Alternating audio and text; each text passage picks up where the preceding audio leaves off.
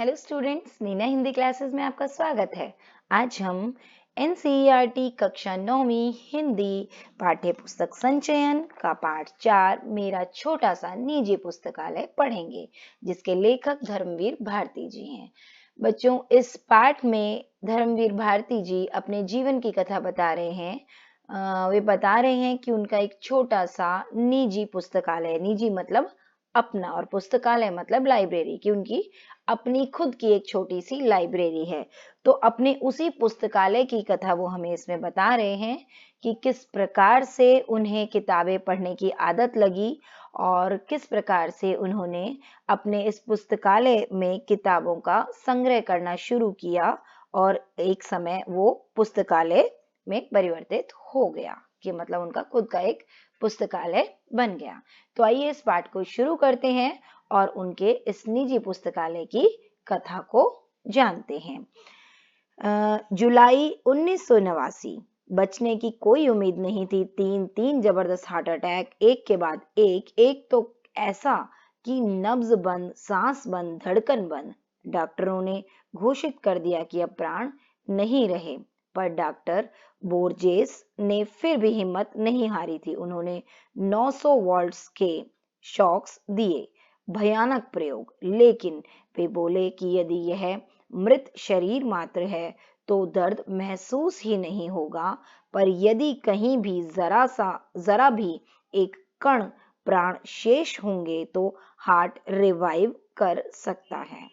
हाँ, यहाँ पर धर्मवीर भारती जी बता रहे हैं कि जुलाई 1989 की बात है, जब वो बहुत ही बीमार थे, ठीक है, और उनके बचने की कोई उम्मीद नहीं थी, क्योंकि उनको तीन जबरदस्त हार्ट अटैक आ गए थे, ठीक है, और उनकी नब्ज बंद, सांस बंद, धड़कन बंद सब हो गई थी, और डॉक्टर ने घोषित कर दिया था कि अब उनमें प्राण नहीं रहे, ठीक है। लेकिन जो डॉक्टर बोर्जेस थे, उन्होंने हिम्मत नहीं हारी थी और उन्होंने 900 वोल्ट्स के शॉक दिए उन्हें, ठीक है। ये बहुत ही भयानक सा प्रयोग था। और वो बोले कि यदि शरीर मृत है तो इनको दर्द ही नहीं होगा, और यदि जरा सा भी उनके अंदर प्राण है, एक कण भी प्राण का है उनके शरीर में, तो फिर हार्ट रिवाइव किया जा सकता है, मतलब पुनर्जीवित किया जा सकता है हार्ट को, ठीक है। अब प्राण तो लौटे, पर इस प्रयोग में 60% हार्ट सदा के लिए नष्ट हो गया उनका। केवल 40% ही बचा, ठीक है। उनका हार्ट केवल 40% ही बचा। उसमें भी 3 अवरोध हैं। अवरोध मतलब ब्लॉकेज।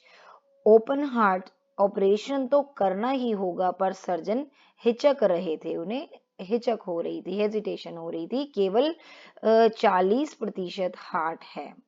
ऑपरेशन के बाद न रिवाइव हुआ तो तय हुआ कि अन्य विशेषज्ञ मतलब एक्सपर्ट्स की राय ले ली जाए, तब कुछ दिन बाद ऑपरेशन की सोचेंगे, तब तक घर जाकर बिना हिले डुले विश्राम करें, ऐसा डॉक्टरों ने उन्हें कहा, ठीक है। कि अगर ऑपरेशन कर दिया और हार्ट रिवाइव ना हो पाया तो, ठीक है, फिर से जीवित नहीं हो पाया, मतलब काम नहीं किया, तो और मुश्किल हो जाएगी। तो इसलिए डॉक्टरों ने कहा कि कुछ विशेषज्ञों की सलाह ली जाए और उनके कहने के बाद ही ऑपरेशन करने का सोचेंगे, तब तक वो घर जाकर आराम करें। बहरहाल ऐसी अर्ध मृत्यु मतलब अधमरे से हो गए थे वो, कि हालत में वापस घर लाया जाता हूँ। मेरी जिद है कि बेडरूम में नहीं, मुझे अपने किताबों वाले कमरे में ही रखा जाए, वहीं लिटा दिया गया मुझे, ठीक है। यहाँ भारती जी बता रहे हैं कि उन्होंने जिद की कि उनके किताबों वाले कमरे में रखा जाए, उनको बेडरूम में नहीं जाना, और फिर उनको वहीं लिटा दिया।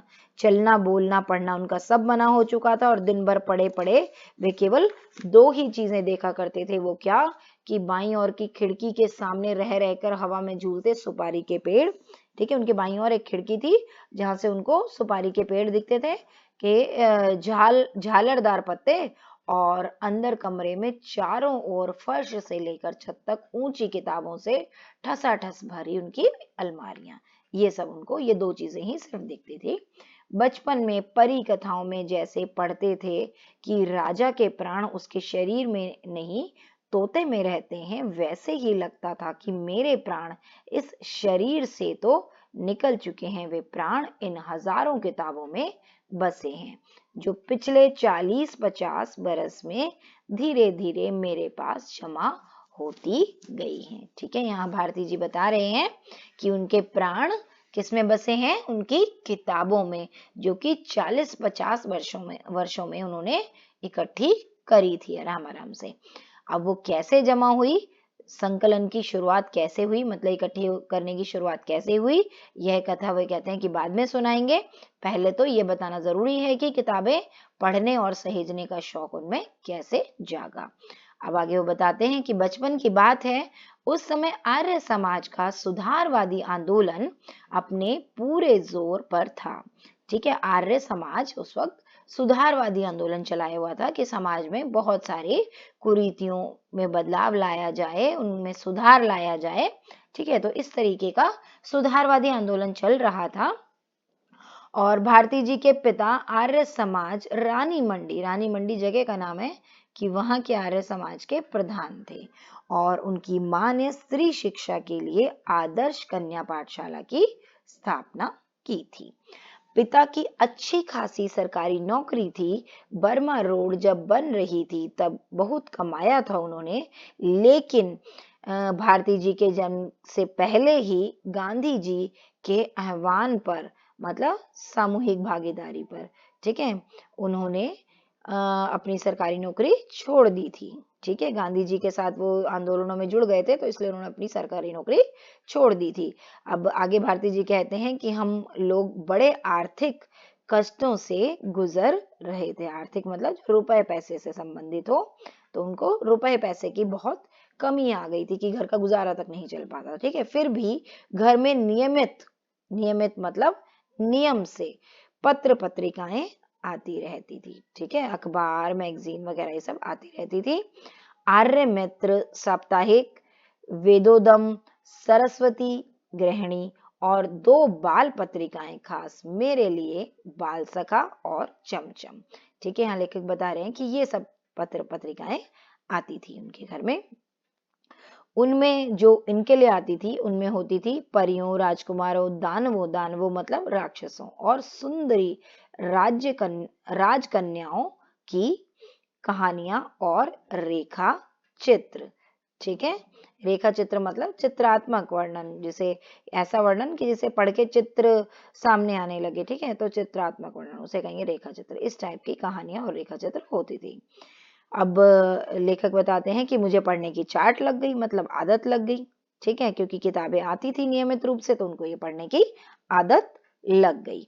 ठीक है, अब बताते हैं कि हर समय लेखक जो है वो क्या करते थे, हर समय पढ़ते रहते थे। कह रहे हैं कि हर समय में पढ़ता रहता था। ठीक है, खाना खाते समय थाली के पास पत्रिकाएं रखकर पढ़ता। आज के बच्चों को कैसे शौक होते हैं बच्चों, आप लोगों में भी होंगे, किसी को टीवी देखने का, किसी को मोबाइल देखने का, और बोलते हैं सिर्फ खाना ही तो खा रहा या खा रही हूँ और इतनी देरी तो देख रहा हूँ, है ना। लेकिन उस समय ऐसा नहीं होता था। लेखक को किस चीज की आदत थी, खाना खाते समय पत्र पत्रिकाएं पढ़ने की।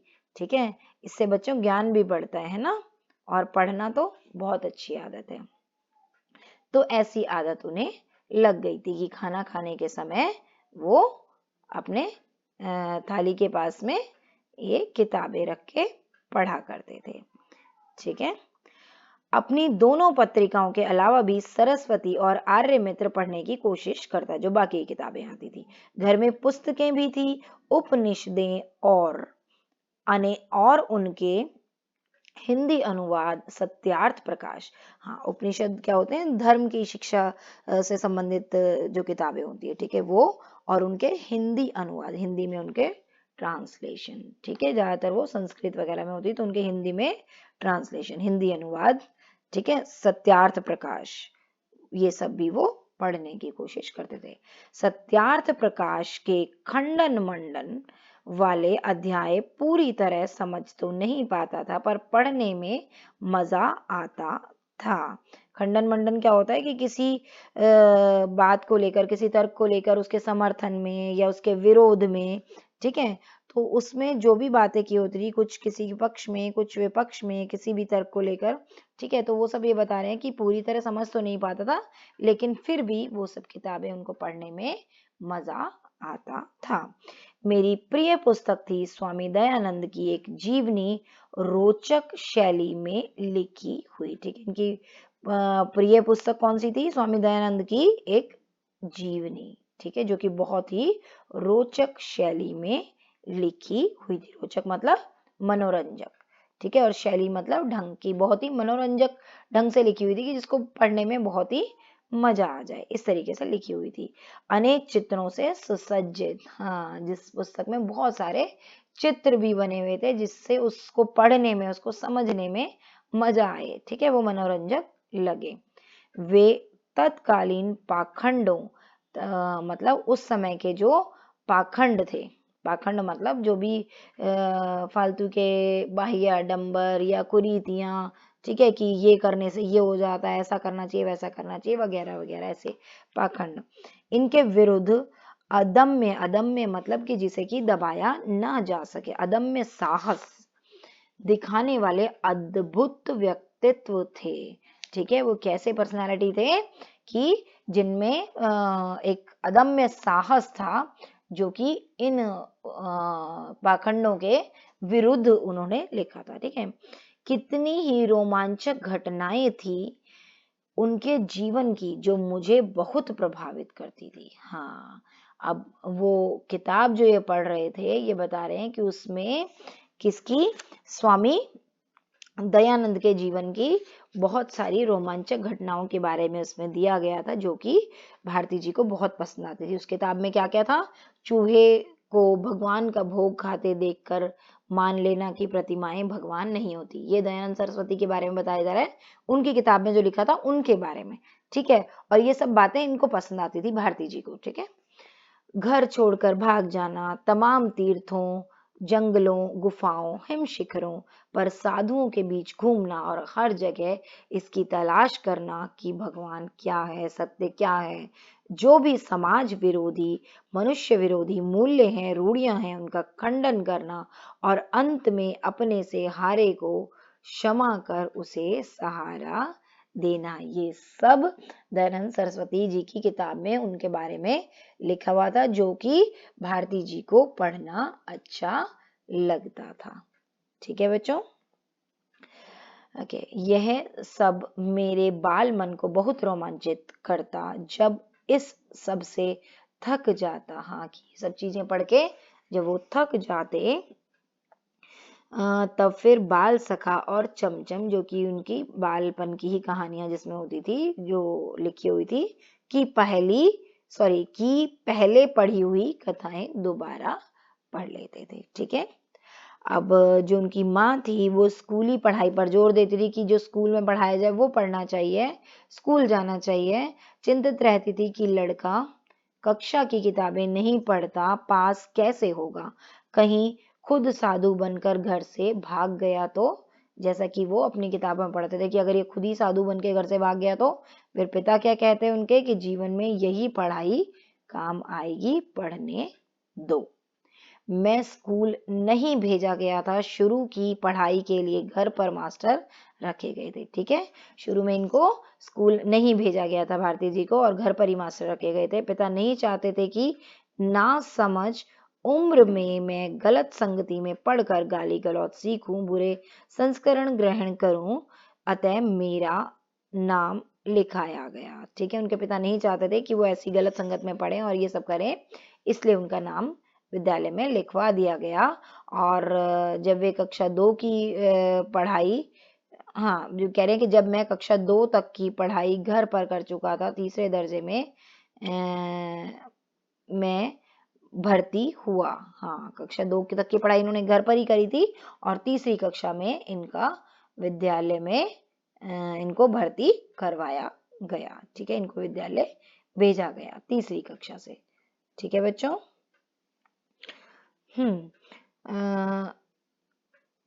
उस दिन शाम को पिता उंगली पकड़कर मुझे घुमाने ले गए। अब ये एक दिन इनके पिताजी इनको उंगली पकड़कर शाम को घुमाने ले गए। लोकनाथ की एक दुकान, ताजा अनार का शरबत, मिट्टी के कुल्हड़ में पिलाया और सिर पर हाथ रखकर बोले। हाँ ठीक है, इनके पिताजी ने लोकनाथ की एक दुकान से इनको मिट्टी के कुल्हड़ में शरबत पिलाया अनार का, और फिर इनके सिर पे हाथ रख के बोले कि वायदा करो कि पाठ्यक्रम की किताबें भी इतने ही ध्यान से पढ़ोगे, माँ की चिंता मिटाओगे। उनका आशीर्वाद था या मेरा जी तोड़ परिश्रम कि तीसरे चौथे में मेरे अच्छे नंबर आए और पांचवे में तो मैं फर्स्ट आया। ठीक है, पिताजी ने इनको समझाया और आशीर्वाद भी दिया, तो इनके समझ में आ गई और ये बहुत अच्छे से पढ़ने लगे कि पांचवी कक्षा में तो ये फर्स्ट आ गए, प्रथम स्थान पर आए कक्षा में अपने। ठीक है, आगे पढ़ते हैं। माँ ने आंसू भरकर गले लगा लिया। पिता मुस्कुराते रहे, कुछ बोले नहीं, क्योंकि अंग्रेजी में मेरे नंबर सबसे ज्यादा थे। अतः स्कूल से इनाम में इनको 2 अंग्रेजी किताबें भी मिली, और एक में तो छोटे बच्चे घोंसलों की खोज में बागों और कुंजों, कुंजें क्या होती है, जो जहां पर लताएं वगैरह होती हैं, ठीक है, में भटकते हैं, और इस बहाने पक्षियों की जातियों और उनकी बोलियों, उनकी आदतों की जानकारी उन्हें मिलती है। हाँ, ये किताब के अंदर की कहानी बता रहे हैं कि उसमें बच्चे होते हैं जो पक्षियों के बारे में ये सब जान पाते हैं। ठीक है, तो ये किताब पढ़ने से भारती जी को भी ज्ञान मिलता है इस सब के बारे में, पक्षियों के बारे में। और दूसरी किताब थी ट्रस्टी द रग, जिसमें पानी के जहाजों की कथाएं थी कि कितने प्रकार के होते हैं, कौन कौन सा माल लाद कर लाते हैं, कहाँ से लाते हैं, ठीक है, और कहाँ ले जाते हैं, नाविकों की जिंदगी कैसी होती है, कैसे कैसे द्वीप मिलते हैं। ठीक है, द्वीप क्या होता है बच्चों? वो जमीन, वो जगह कि जिसके चारों तरफ सिर्फ पानी होता है, ऐसी जगह, ठीक है, कि जिसके चारों तरफ पानी हो। ठीक है, द्वीप, तो वो कैसे कैसे द्वीप मिलते हैं, कहाँ वेल होती है, वेल एक बहुत बड़ी मछली होती है ना, और कहाँ शार्क होती है, किन किन जगहों पर, ये सब चीजों की जानकारी इनको दूसरी पाठ्य पुस्तक से मिली, जो कि इनको इनाम में मिली थी। इन 2 किताबों ने एक नई दुनिया का द्वार लेखक के लिए खोल दिया। पक्षियों से भरा आकाश और रहस्यों से भरा समुद्र। ठीक है ना, इन दोनों चीजों के बारे में, क्योंकि इनको ये किताबें पढ़ने से बहुत सी जानकारी मिली। पिता ने अलमारी के एक खाने से अपनी चीजें हटाकर जगह बनाई और मेरी दोनों किताबें उस खाने में रखकर कहा, आज से यह खाना तुम्हारी अपनी किताबों का, यह तुम्हारी अपनी लाइब्रेरी है। ठीक है, तो यहाँ से शुरुआत हुई। लेखक बता रहे हैं कि पिताजी ने अपनी अलमारी में खाना खाली कर दिया और उनकी वो दोनों जरूरी किताबें रख दी जो उनको इनाम में मिली थी, और कहा कि आज से ये तुम्हारा खाना है और तुम इसमें अपनी किताबें रख सकते हो, तुम्हारी लाइब्रेरी है। यहाँ से आरंभ हुई उस बच्चे की लाइब्रेरी। किसकी? धर्मवीर भारती जी की।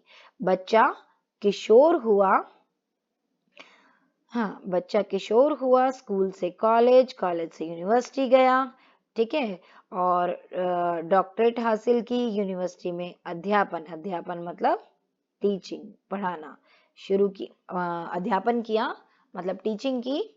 अध्यापन छोड़कर बाद से बम्बई आया, संपादन किया, संपादन मतलब एडिटिंग की, एक एडिटर की तरह ही, ठीक है ना, वर्क किया।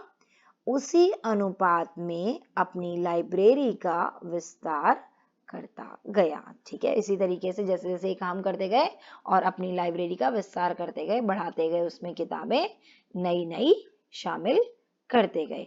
पर आप पूछ सकते हैं कि किताबें पढ़ने का शौक तो ठीक, किताबें इकट्ठी करने की सनक क्यों सवार हुई?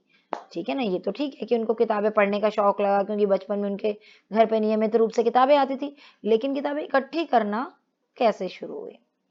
उनका कारण, उसका कारण भी बचपन का एक अनुभव है। इलाहाबाद भारत के प्रख्यात मतलब प्रसिद्ध शिक्षा केंद्रों में एक रहा है।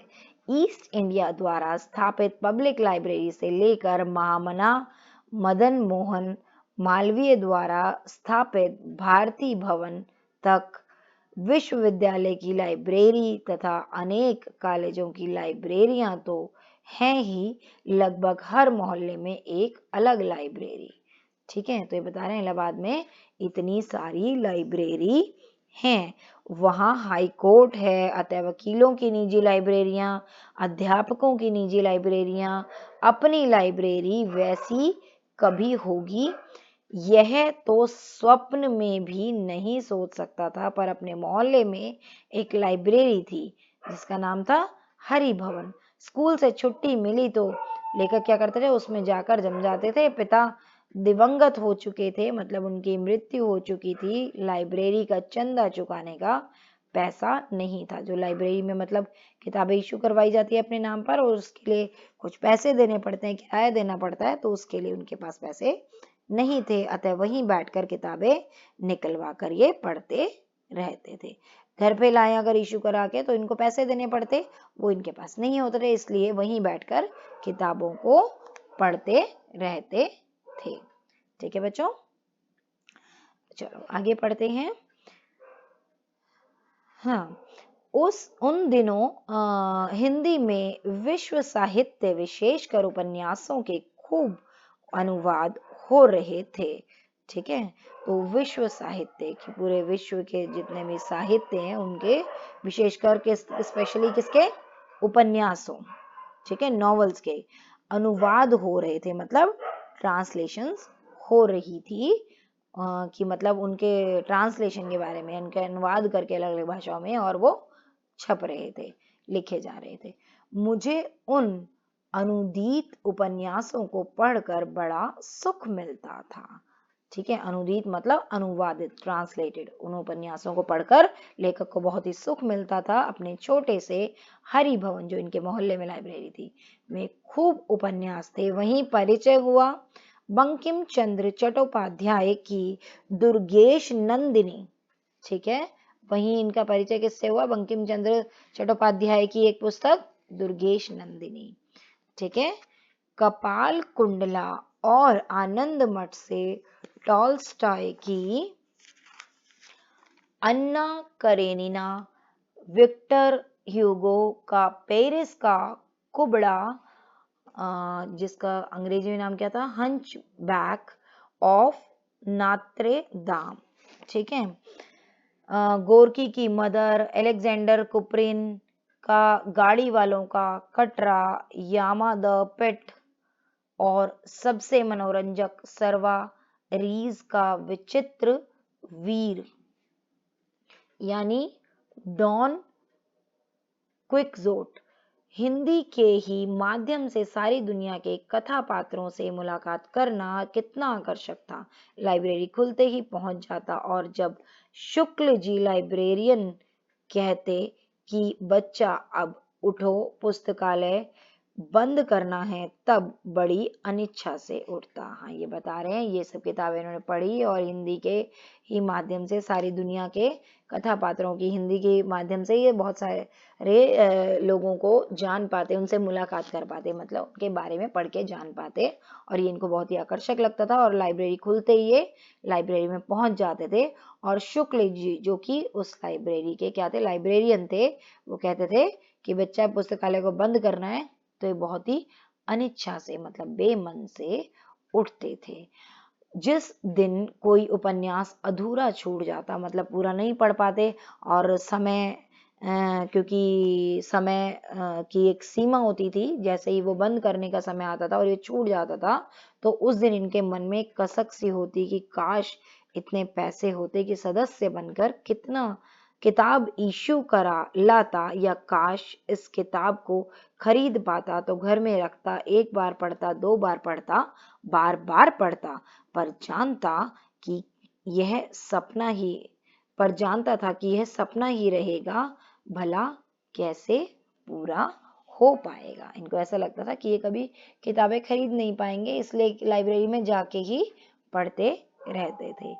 पिता के देहवसान मतलब मृत्यु के बाद तो आर्थिक संकट इतना बढ़ गया कि पूछिए मत। फीस जुटाना तो मुश्किल था, अपने शौक की किताबें खरीदना तो संभव ही नहीं था। एक ट्रस्ट से योग्य पर असहाय छात्रों को पाठ्य पुस्तकें खरीदने के लिए कुछ रुपए सत्र मतलब सेशन के आरंभ में मिलते थे। ठीक है। असहाय छात्र जो कि किताबें नहीं खरीद सकते थे, उनको एक ट्रस्ट से सेशन के शुरू में कुछ पैसे मिलते थे ताकि वो किताबें खरीद सके। ठीक है बच्चों।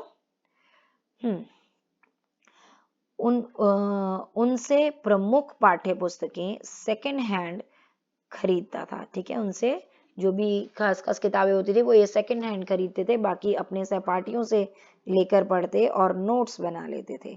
उन दिनों परीक्षा के बाद छात्र अपनी पुरानी पाठ्य पुस्तकें आधे दाम में बेच देते थे और उसमें आने वाले नए लेकिन उसे विपन्न, ठीक है, विपन्न मतलब गरीब छात्र खरीद लेते हैं। हाँ, कि बच्चे जो नई कक्षा में चढ़ जाते हैं अपनी पुरानी किताबों को पुराने छात्रों को आधे दाम में बेच देते थे और ये उनसे खरीद लेते थे।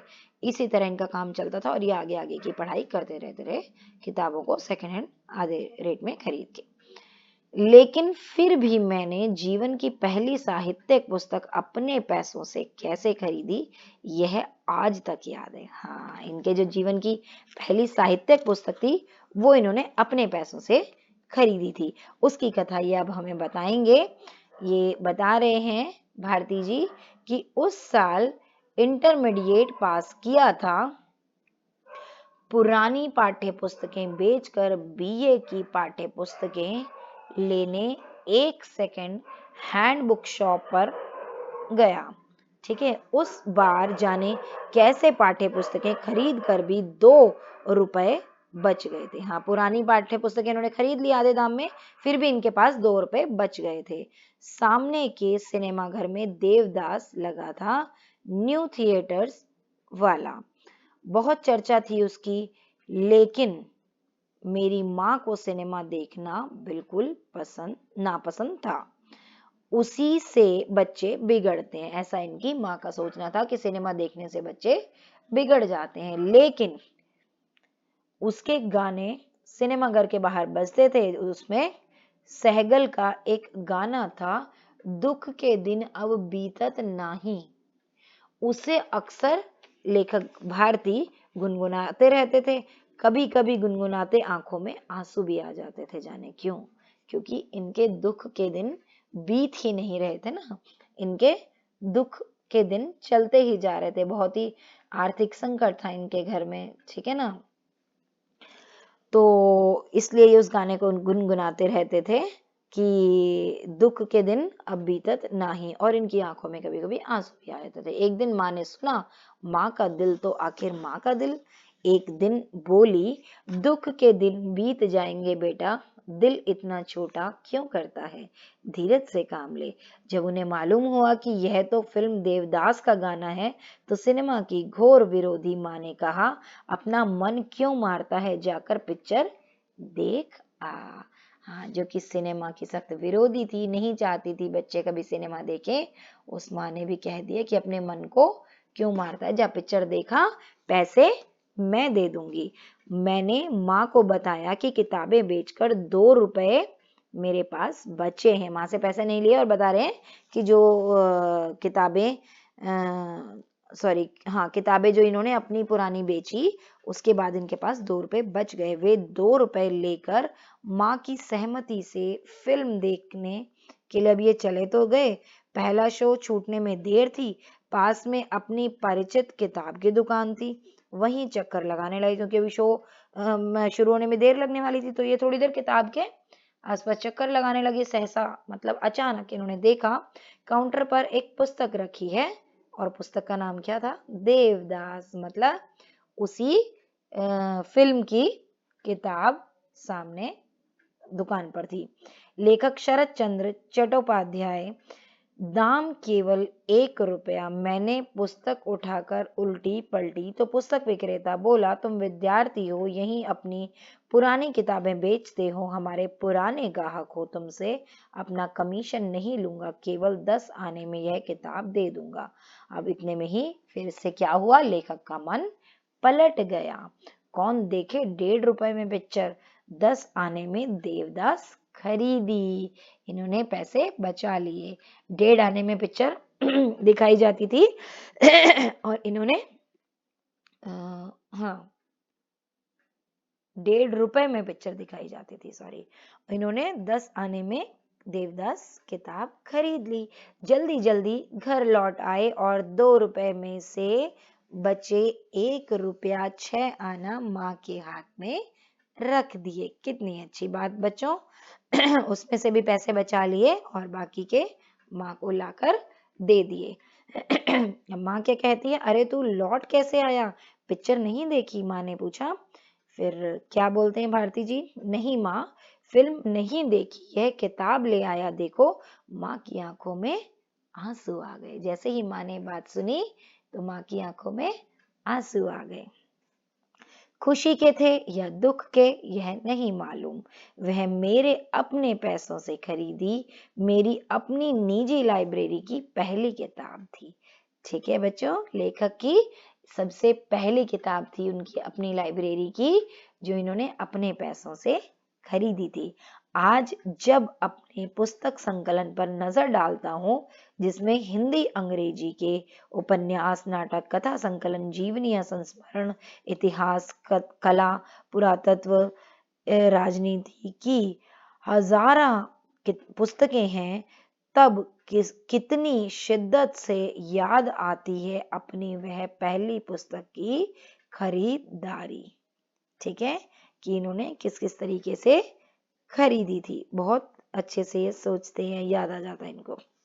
रेनर Maria Rilke, Stefan Zweig, Maupassant, Chekhov, Tolstoy, Dostoevsky, ऐसी बहुत सारी किताबों के नाम यहाँ दिए गए हैं। ठीक है, ये और फिर इन्होंने हिंदी में बताया कबीर, तुलसी, सूरदास, रसखान आदि जाने कितने लेखकों, चिंतकों की इन कृतियों के बीच वे अपने को कितना भरा भरा महसूस करते हैं, क्योंकि इन सब की किताबें आज उनके पास थी। ठीक है, कि अब वो इन सब की किताबें अपनी लाइब्रेरी में लगा चुके थे और इनके बीच वे अपने आप को बहुत ही भरा भरा महसूस करते थे। इनको लगता था वे सब इनके साथ हैं, इनके पास है। ठीक है बच्चों, अब आगे पढ़ते हैं। मराठी के वरिष्ठ वरिष्ठ मतलब बहुत बड़े कवि विंदा करंदीकर के ने कितना सच कहा था। उस दिन मेरा ऑपरेशन सफल होने के बाद वे देखने आए थे, बोले भारती, ये सैकड़ों महापुरुष जो पुस्तक रूप में तुम्हारे चारों ओर विराजमान हैं, इन्हीं के आशीर्वाद से तुम बचे हो। इन्होंने तुम्हें पुनर्जीवन दिया है। ठीक है, ये सुनकर लेखक ने क्या किया, मन ही मन प्रणाम किया विंदा को भी, इन महापुरुषों को भी। विंदा जिन्होंने इनको ये बात समझाई और बाकी उन सभी महापुरुषों को जिनकी किताबें इनकी लाइब्रेरी में लगी थी। तो बच्चों, कहानी कैसी लगी? और इस कहानी को पढ़ के, इसे समझकर ये सीख भी लगी होगी कि किताबें पढ़ना कितनी अच्छी बात है और अपने आसपास हमेशा किताबें रखनी चाहिए, उन्हें पढ़ना चाहिए। उनसे हमारा ज्ञान बढ़ता है और हमें किताबें एक अच्छे मित्र के रूप में मिलती हैं। हमें दूसरों के जीवन से संबंधित किताबें भी पढ़नी चाहिए, जिसे जीवनी कहते हैं। उससे भी हमें बहुत सारी सीख मिलती है जब हम महापुरुषों की जीवनियां पढ़ते हैं। तो बच्चों, किताबें हमेशा पढ़नी चाहिए। ठीक है, तो कैसी लगी बच्चों मेरी वीडियो? उम्मीद करती हूँ पसंद आई होगी। अगर आपको मेरी वीडियो पसंद आई तो उसे लाइक, शेयर और चैनल को सब्सक्राइब जरूर करें। जल्दी मिलते हैं अगले वीडियो में। धन्यवाद।